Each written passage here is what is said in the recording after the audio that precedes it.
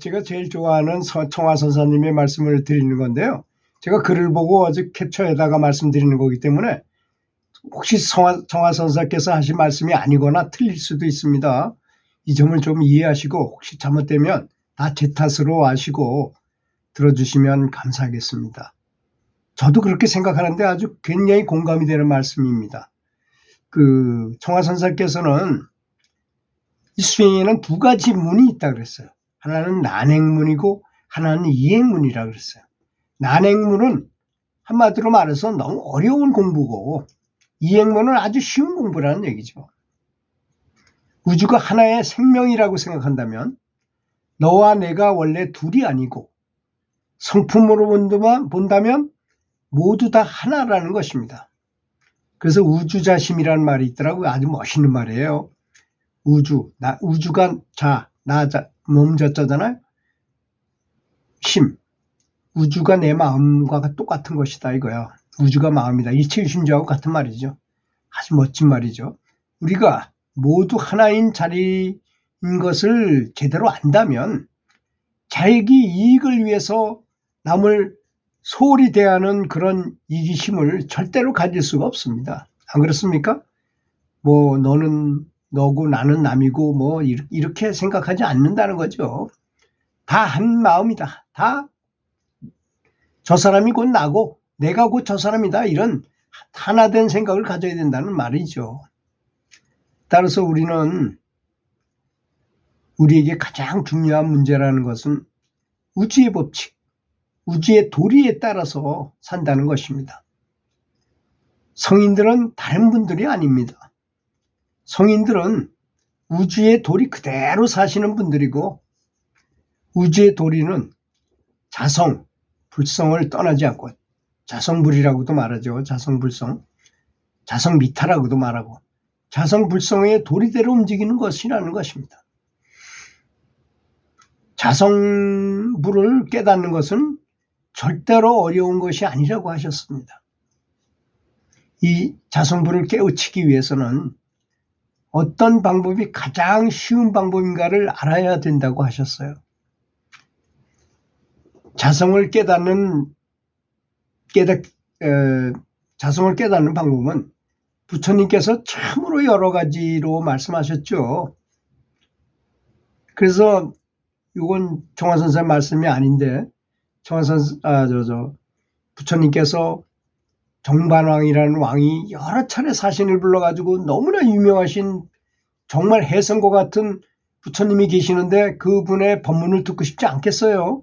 근데 왕이 직접 오긴 너무 어려우니까 부처님께서 좀 오십시오 해가지고 수레를 보내가지고 부탁을 했어요. 그래서 황금마차를 보내고 해가지고 이제 부처님을 하도 여러 번 그렇게 사신을 보내서 초청을 하니 부처님께서 아니 가실 수가 없으시잖아요. 그래서 가셨습니다. 거기 갔더니 진짜 왕족을 비롯해서 왕도 있고 왕비도 있고 저 왕족서부터 해서 무려 7만 명이 모여가지고 부처님 법문을 듣겠다고 모였더라는 것입니다. 근데 거기서 이제 부처님께서 가시면서도 명상하시고 어떻게 하면 될까라는 생각하셨을 거 아니겠습니까? 근데 이제 부처님께서 생각하신 게 바로 난행문과 이행문이었다고 생각합니다. 그래서 그렇게 대중을 위해서 법문하실 때 물론 자기 제자 계속 공부만 하는 평생 이렇게 출가자가 돼가지고 공부하는 사람들은 어려운 걸 시켜도 할 수 있지만 일반 제자들에게 어려운 걸 시키면 할 수가 없잖아요. 그래서 정반왕이 어떻게 하면 성불할 수 있습니까? 라고 물어보니까 연불을 하는 게 제일 좋겠습니다. 근데 정반왕도 이미 공부한 바가 있잖아요. 그거 말고도 아주 어려운 공부, 비파사나라든지 일상관이라든지 여러 가지 공부가 있는데 그런 걸 안 가르쳐 주시고 왜 연불만 쉽다고 하는 그 연불만 얘기하십니까? 그랬더니 연불을 하면 100% 극락만 가면 100% 성불을 할 수 있습니다. 언제가 될지 모르지만 그러니까 그렇게 완벽하고 절대 윤회도 안 하고 하는 방법이 가장 좋은 방법이라는 것이죠. 그래서 이 청화선사께서도 지금 그런데 이 가르침 가운데서도 난행문과 이행문, 즉 쉬운 문과 어려운 문이 있다고 그랬어요. 우리 인간 세상의 불행을 뿌리채 뽑을 수 있는 길은 오직 진리에 따르는 길이라는 것입니다.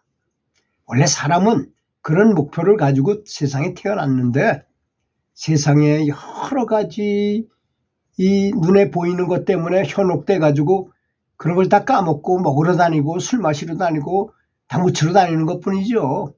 원래는 다 누구나 영혼일 때 이번 생에서 내가 해탈하겠다는 목표를 갖고 태어난다는 것입니다. 원래는. 그런데 어머니 자궁송을 빠져나오는 순간에 이 망각의 주스를 마신대요. 다 잊어버린대잖아요. 또 그래야만 살 수 있겠죠. 전생에는 내가 아빠였는데 아들 밑에 가서 아들로 태어난다고 생각해 보세요. 그걸 안다면 그 서로 이게 맞질 않잖아요. 그래서 다 까먹게 하는가 봅니다. 하늘에서.